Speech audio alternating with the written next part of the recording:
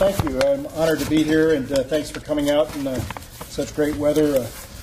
I love being in Juneau in all kinds of weather, and this weekend I got almost all kinds of weather. So there you go.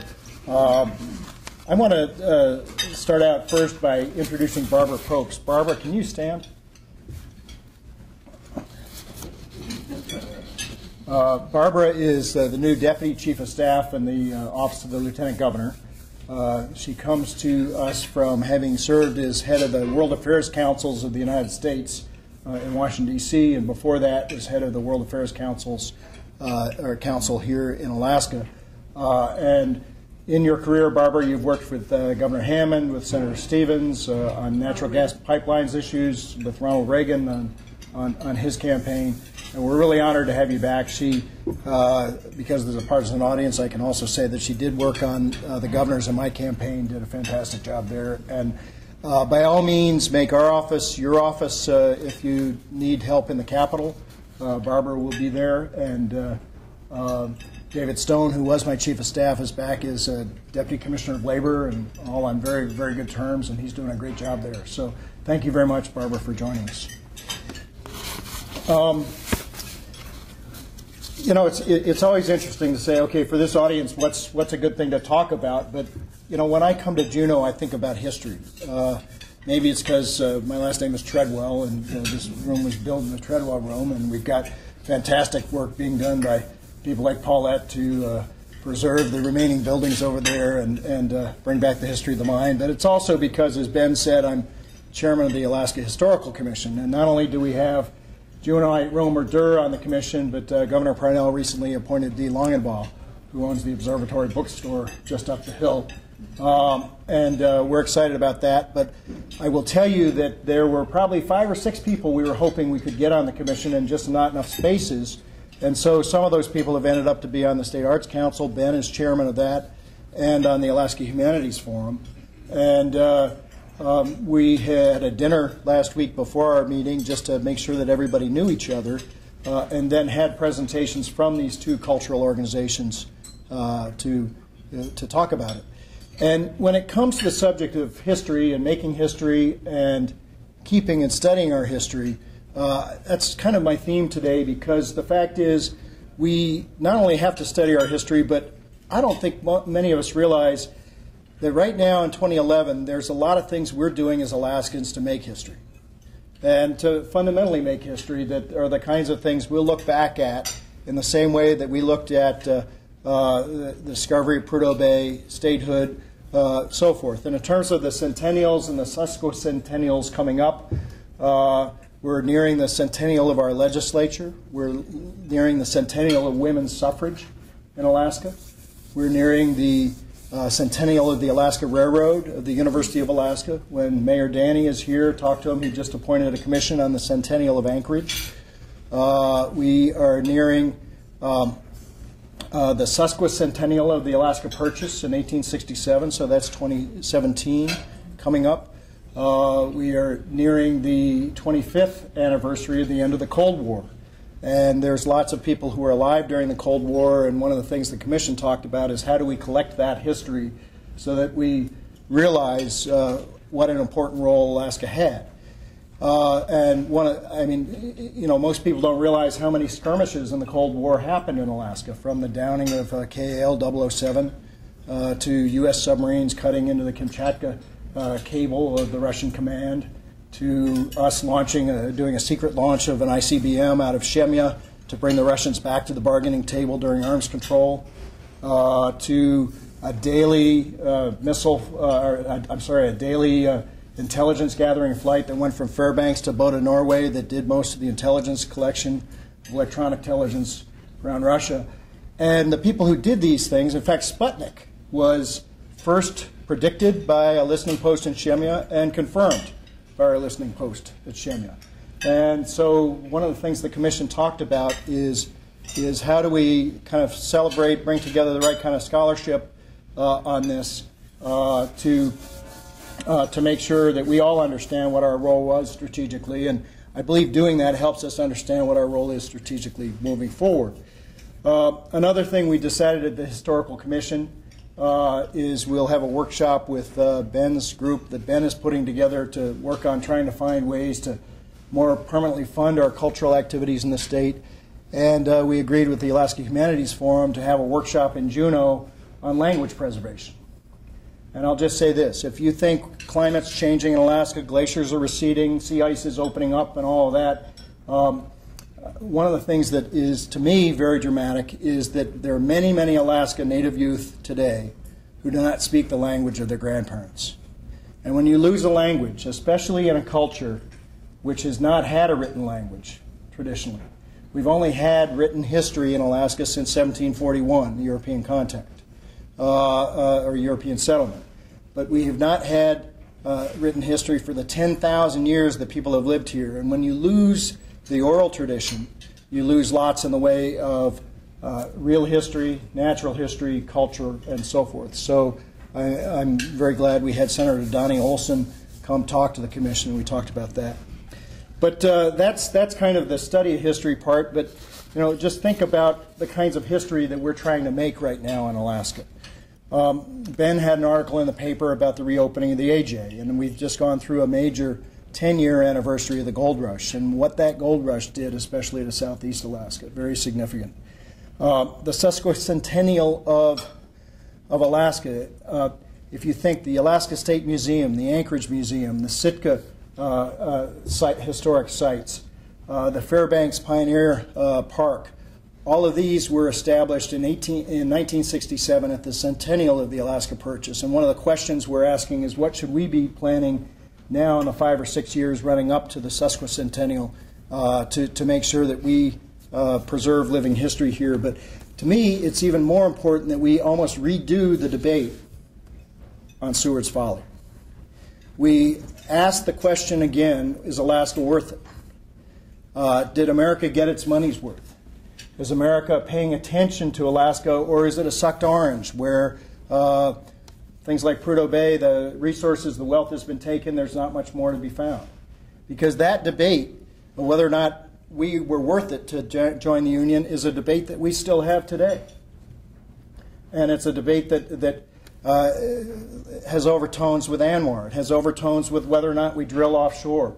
It has overtones with whether or not we keep the pipeline going, or is that a rusty old thing that is ready to be set aside? And we all know that it can't be. And so I'm even hopeful that an historical discussion will look at that, about that. The history that we're trying to make today is very, very significant to the future of Alaska. Governor Parnell has a goal of 1 million barrels a day to try to turn around that decline in the reduction of throughput in the oil pipeline. He has also set out a goal. He said the way we'll know we're going to meet that goal is by seeing a double or tripling of investment in Alaska in the oil patch. And that's why the debate coming up again in this year's legislature on oil and gas taxes is so vitally important. We're trying to make new history in Cook Inlet. The south central area of the state has been running out of gas. We've talked about everything from importing LNG into Alaska to major investments, beachhead investments now for the Susitna Dam and so forth. But we've had some very good news, or at least inklings of good news recently in terms of new discoveries being announced by Escapita, the second jackup rig coming to Alaska, new discoveries onshore, and we're hopeful that that's significant history. It's significant history. Susan Bell just got back from China. I was in China about 2 weeks before that. This year, China will overtake Japan, and it's already overtaken Korea and Canada to be our largest trading partner. So this is a historical year there, and we're likely to be in for at least a generation of a major significant new set of trade ties with the Chinese. In mining, because of the Chinese and because of a Chinese monopoly, we're trying to make history to give America and Western countries an edge on rare earth minerals. And production of the prospects on Prince of Wales Island are so important to that. And it's actually something where the governor and the president, who don't always agree on many things, especially to deal with natural resource development, have agreed that this is important strategically to the country, that Alaska get rare earth minerals production going on. We've got assessments going on that were funded by the legislature. The governor hosted a summit in Fairbanks about 6 weeks ago, or 4 to 6 weeks ago now, and a plan is going forward. On natural gas, we've had natural gas, we've had the largest single resource in natural gas since it was discovered in the late 60s, and we've made major attempts as a state to bring it across Canada. That attempt continues. To bring it across Alaska, that attempt is renewed with the governor's recent announcement. And when I was in China, and I'll talk about those two trips, two international trips in a minute, there was significant interest shown by the Chinese on our resources. And I know there's significant interest in Japan. And I'm not sure what you heard, Susan, but it's definitely going to be very much part of the discussion. Commissioner Sullivan is there now with Deputy Commissioner Thayer following up on that.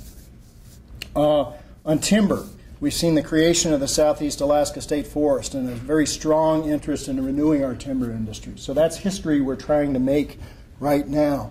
I go back and look at the major 50-year contract that was signed when MacArthur was in Japan and in the early 50s that started the pulp mills and the timber mills. And I look at my friend Mike Barton here, who was there the day a large part of it ended, and not by his doing, I will tell you.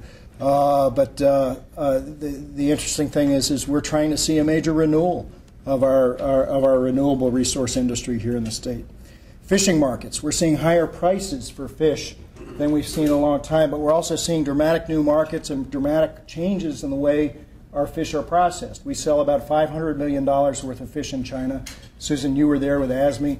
And a large part of the fish that we send to China are sent to be processed and then re-exported. Now, as Alaskans, that may sound, it's great that our numbers are up in terms of exports, but wait a second, if they're doing the work, why aren't they doing the work here?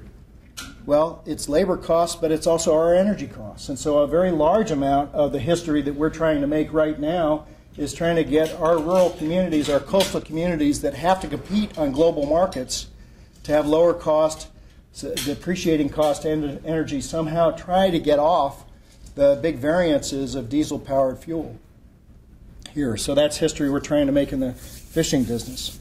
In tourism, we've seen broad new markets come into our tourism industry. My kids really enjoyed working here this summer on the day cruise tour boat that goes to Tracy Arm. William got some very good footage of that woman from Australia, or of the iceberg that kind of blew up and rained on them on the boat. And what was interesting, that woman was from Australia, but there was a huge number of Australian tourists who came to Juneau as independent travelers this year. It was quite significant. One of the reasons why they are here is because the Australian dollar compared to the U.S. dollar is so strong. Why is the Australian dollar so strong? Because they export LNG in great big gobs to Asia right now. They've been doing very, very well on their natural resource production, and that has helped make the entire country's currency quite strong. There are many other things going on in tourism. Susan was telling me at lunch about the visit she made with tour groups, tour organizers in Korea, and so forth. Aviation. I don't know if we realized this was happening before our eyes, but we're trying to make the next generation of aviation history happen in Alaska. 47,000 Alaskans work in either flying airplanes, fixing them, filling them up with gas, moving bags in and out, making the runways work, and so forth. That's 10% of our workforce. Why is 10% of our workforce in aviation? Well, of course, we don't have roads a lot of different places, and that's very important. But the fact is that we are strategically, no matter what kind of numbers we put on the scoreboard with our trading partners in Asia, the fact is that we are joined at the hip in terms of being part of their strategic global transportation system for trade. Virtually nothing in this just-in-time delivery world of electronics and so forth goes from China to North America, China to Europe without stopping in Alaska for fuel. Virtually nothing goes from Japan to those two continents without stopping in Alaska for fuel. And Alaskans may not know it, but we historically have a very significant capability to trade cargoes between the different airplanes stopping through to be much more of a transit hub. And we have that right, and no other state can offer that right to third-party nations. And so I know the commissioner and Commissioner Lucan was with her in China, was promoting that. And then finally, I'm going to talk a little bit about the Arctic, because two things that we're trying to do, both in terms of major new exploration in the Arctic and something that people have worked on historically for 1,000 years, shipping in the Arctic, are upon us. So that's history that will be made in our generation. Our grandkids will look back at this time, and let me talk about those two things. I'm going to talk first about a trip to Russia that we made in September, and then a trip to China that we made in October, and end up with what we hope we see out of the legislature January, February, or March. Last year, when I was chair, in 2010, when I was chair of the U.S. Arctic Research Commission, I was invited by the Russian Geographical Society to come to the first meeting that the society was having to talk about Arctic policy in Russia. The invitation came from Vladimir Putin, the chairman of the Russian Geographical Society, and the Russians offered to pay my way completely. The volcano which blew up in Iceland ended up forcing the conference to be canceled, and then it was rescheduled right in the middle of a campaign, so I didn't go. The invitation came again this year. We had every Arctic ambassador from the 7 other Arctic nations besides the United States there. There were about 4 of us from Alaska. The U.S. did not send its Arctic ambassador, but we entered a room which was probably 4 or 5 times the size of this room. The first set of speakers were the Russian Academy of Sciences talking about the mineral potential of the Arctic, what's happening. Then there was a panel which included Vladimir Putin, the president of Iceland, who's a good friend of all of ours, has made several trips to Alaska, and the Prince of Monaco, who had been goading Putin to think more about the Arctic. Not that he needed to convince him, because the Arctic provides close to 20% of Russia's GDP. And then I chaired a panel which began for an hour and a half the first afternoon and went for 3 hours the next day, where I had the head of, I had leaders from Boeing, leaders from Airbus, leaders from the Russian Space Agency, leaders from various meteorological institutes talking about what kinds of things would happen in the Arctic. But here's how they started the meeting, and this is something that is an object lesson to us. The head of the Russian Academy of Sciences for the Arctic put up these slides, and I'm going to show you 3 of them. First one was the Prudhoe Bay decline curve. Now here you are, thousands of miles away from Alaska, and the Prudhoe Bay decline curve is the first slide they put up, and you can see the captions here are in Russia. But they're definitely following what's happening here. And if that wasn't enough, this one's fairly visible. You see the green lump there shows Alaska's Arctic oil production and our peak in the mid-90s. And then Russia's coming in the early part of the 2000s and surpassing Alaska with a steep climb to that peak. And then the other country with a small wedge in there is Norway. All right, make no mistake about it. Then they put up one of these MBA-type pie charts looking at gas reserves and oil reserves in the Arctic. And make no mistake, the Russians are very much aware of the fact that of the 8 Arctic nations, 6 of us are in a race for finding oil, producing oil, selling it on global markets. And that they are the leads, and they intend to remain the lead. Okay. Now this was the slideshow before the main event, where the Prime Minister, who announced a day later that he was going to run for president and will probably be elected president, comes in. And he had with him his ministers of resources, ministers of emergencies, minister of transportation, and so forth. The major pronouncements that Putin made at the meeting were significant. First, on Arctic oil and gas. They had just signed a deal with Exxon on development of the Ross Shelf. Putin was quoted that week as saying that deal is worth $350 billion to the Russian economy. And that they'd had a couple of tries ahead of time, but if you think about that, that's a major sponge for oil and gas investment in the world. The next thing he said is that Russia plans to make markets in Asia as well as in Europe major focus of the development of that oil and gas. The third thing he said is in order for that to happen, we're going to have transportation. We're going to have to use the Arctic Sea route. And he announced in his, I talked with his Minister of Transportation at length. He announced that they are building 9 new icebreakers to make that route. And here's Vladimir Putin. Imagine a president of the United States saying this. Here's Putin saying, we are going to make that sea route as important to global commerce as the Suez Canal. All right. He then threw down the gauntlet a little bit on aviation, and he said, we want to cooperate with other Arctic nations on aviation. The panel that I did was all about ways we can cooperate on weather and communications and search and rescue, things like that we're doing in the Arctic. But there was a presentation from Novosibirsk, Krasnoyarsk, which have an Arctic Bridge project where they have been trying to go after the lion's market share that Alaska holds in this market for some time. So if that wasn't a wake-up call, it should be. All right?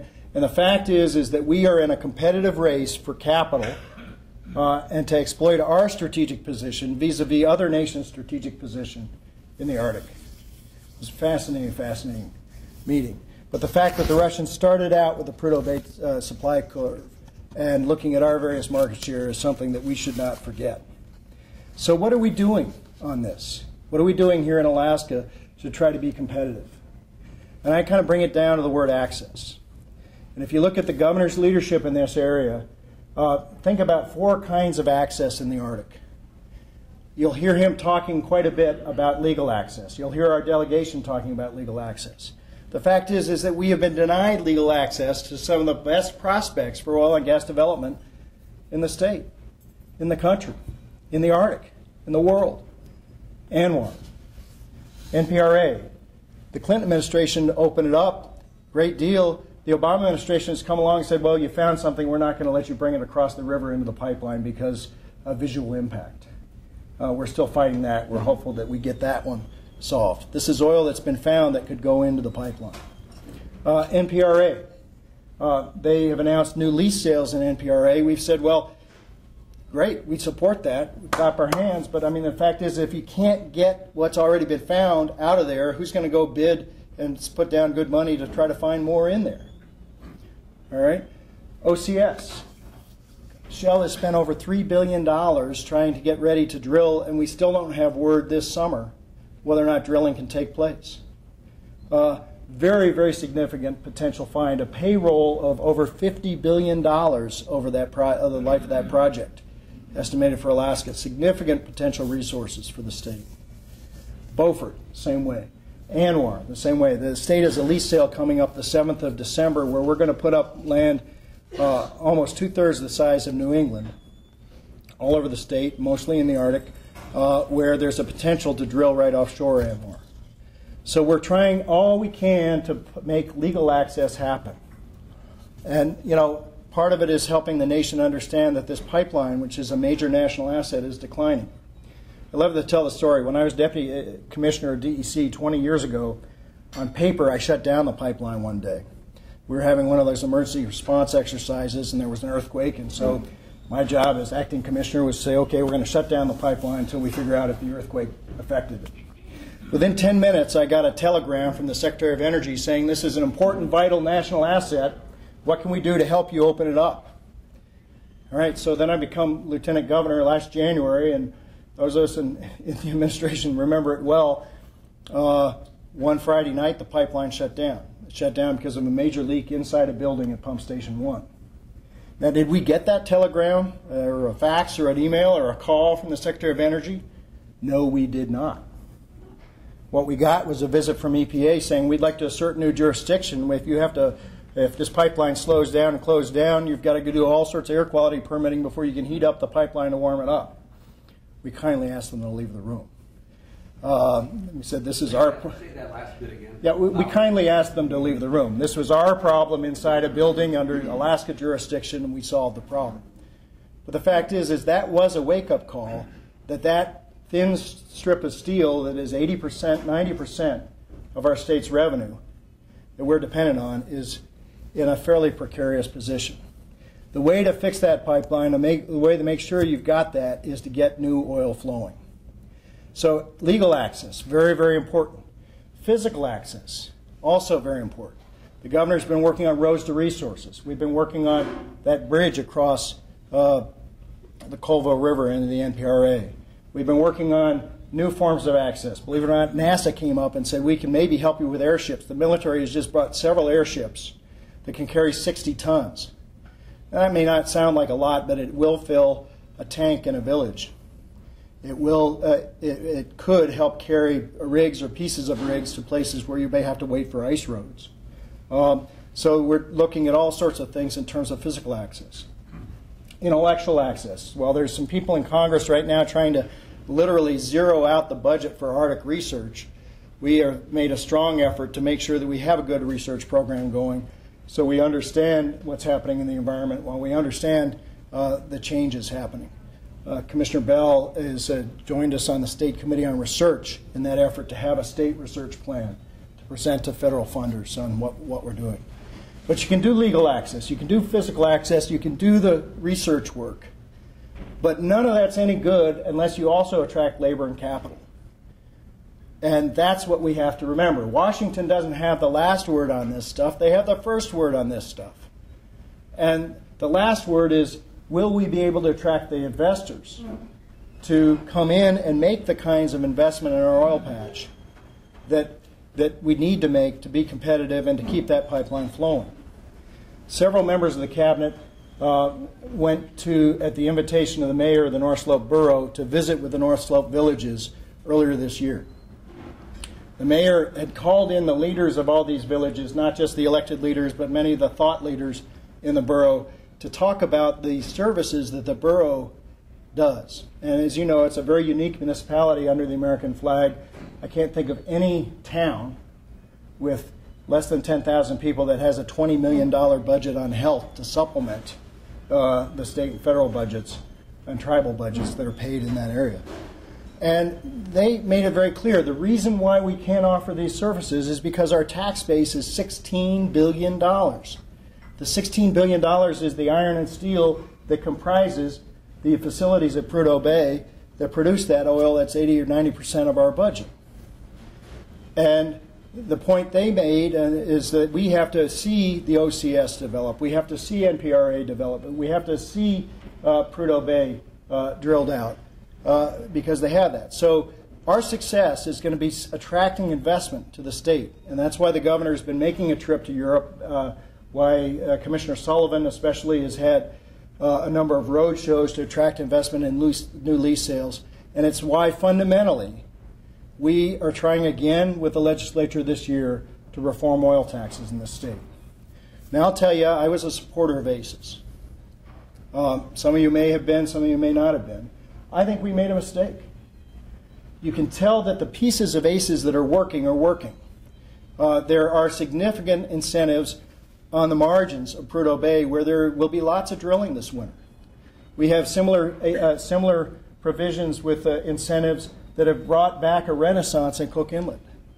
But the mother lode in Prudhoe Bay, which is the Salarachet Reservoir, the Kuparuk Field, and so forth, which have got a tremendous amount of heavy oil and viscous oil in them, are not being drilled out. And yet you've got projects. BP tells us it'll be about $20 billion to drill the 2,000 holes to get the viscous oil going. But under this tax structure, it doesn't work. And why it doesn't work is because we didn't understand that oil prices were going to stay as high as they have. And at that price, we have a progressive tax rate that just punishes us to the point where our numbers don't stack up against the other numbers, the other countries that are also trying to attract investment at this time. So that's why we're doing it. It is not for a giveaway. It is not for anything except to try to keep that pipeline going and to turn that around. So that's what's going on there. I really want to answer questions about that, but I also just want to finish by saying there are also some very exciting things happening in the Arctic otherwise than oil and gas, and that has to do with shipping. I like to say for 1,000 years the idea of northern shipping routes has been a gleam in explorers' eyes. There, Barrow is named after Sir John Barrow, who ran something then called the Arctic Council in Britain, where the British Navy was working to find the Northwest Passage routes to make them work. And we all know that Christopher Columbus was looking for a near way to get to the Far East when America bumped into his boat. And the point is that we now live at a time where this is happening on a significant basis. Sitting next to me in the room with Vladimir Putin was a guy named Felix Tschudi, who bought the port of Kirkenes, high in Norway, with an old iron ore mine. He bought it, it's kind of just like the fuel dump right down here. He bought it thinking he was going to get a port. He ended up getting a mine behind it. And he sells that iron ore out of Kirkenes in Asia, shipping the ore through the Bering Strait. The Russians shipped 9 containers of gas condensate to markets in Asia this year. And when the container ships got there, they didn't just come back empty. They filled up with aviation fuel and took it back to Europe, again through the Bering Strait. ConocoPhillips and Statoil helped develop a port at Hammerfest, again near the top of the Norwegian peninsula, which produces LNG. The major market for Hammerfest LNG right now is Japan. One shipment of LNG is said to have gone through the Bering Strait this year. All right? So the idea that Arctic shipping is a thing of the future is, we got to get past that. It is a thing that's happening right now. And with 13% of the world's undiscovered oil, 23% of the world's undiscovered gas inside the Arctic Basin, Alaska needs to be ready for this change that may happen. What if Putin is right? What if this sea route, which saves 40% of the distance between East Asia and Europe, goes right past our front door? What do we want out of this? Well, let me tell you the 4 things that we're thinking about. And this is kind of foment right now within the state. The legislature has the Northern Waters Task Force. Commissioner Hardig is headed to Barrow for a meeting of that today. I was with Admiral Ostabo this weekend, and he's headed up to Barrow for that. But there are 4 things I would argue we need to be thinking about as Alaskans with this historic thing on shipping. Number 1 is safety. We do a whole lot. Watch what Shell had to go through with the air quality on its ships.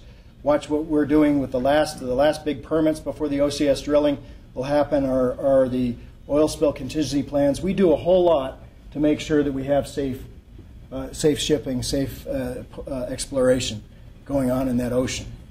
But if you and I went and bought a Liberian rust bucket and sailed it up there, didn't have a contingency plan, wasn't part of a spill response organization, the U.S. has nothing to say about that. We think that's time to change. So we're working about 9 different ways, and I can go into detail on that to make sure that we've got safety. A large part of that effort right now, the bell on the cat, which only happened after 9/11, is a beacon that every ship has to have that tells who it is and where it's going. And the Marine Exchange right down here in Juneau, using cruise ship head tax funds provided by the state of Alaska through your department, Commissioner, is doing significant work to help us understand the changing role of shipping in Alaska. Second idea, if the world's bringing energy between global markets right past your front door, maybe there's something we can do with the fact that Western Alaska pays more for energy than anybody else in North America. So we're looking at that. One of the conversations we had with Governor Copen of Chukotka is how we might cooperate on that, and there's much more homework to be done on that. The third idea is that, again, if these sea routes are opening up, how about what can it do to make our resources, which are almost all Arctic resources, more competitive, whether it's Western Alaska coal, the ore at Red Dog, which goes to smelters in Europe as well as Asia as well as Canada. What can that do? And then finally, think about the 47,000 Alaskans I told you about who work in aviation. The question we also have to ask ourselves is, how might we be involved in servicing shipping? And so there's big interest in that. We had this conference here at the World Affairs Council this weekend. Alice Rogoff announced that she's working with the Guggenheim Group to try to get $1 billion investment fund to work on infrastructure in the Arctic, and hopes that she can find projects in Alaska to invest in. The state's doing a port study with the Army Corps of Engineers on Western Alaska ports. People like the shipbuilders in Ketchikan are looking at what their role can be in Arctic shipping as that comes along. And so there's opportunity there. So where we are here in Juneau, just remember this. Almost all the money that pays the bills comes through that pipeline. We all have to pull together to reverse the decline in that pipeline. And the other thing is, we keep talking about diversifying Alaska's economy. one neat new thing that can help diversify the economy is taking the best advantage of safe, secure, reliable Arctic shipping past our door. So that's some of the things that your Lieutenant Governor is working on to help support the Governor. And thank you very much for having me here today. I'm very happy to answer any questions.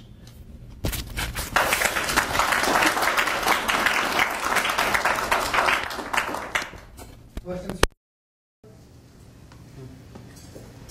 I'm sure he'll be happy to stay around and maybe answer them one-on-one once the meeting's wrapped up. It's about 2 minutes till 1. Maury, you must have a question.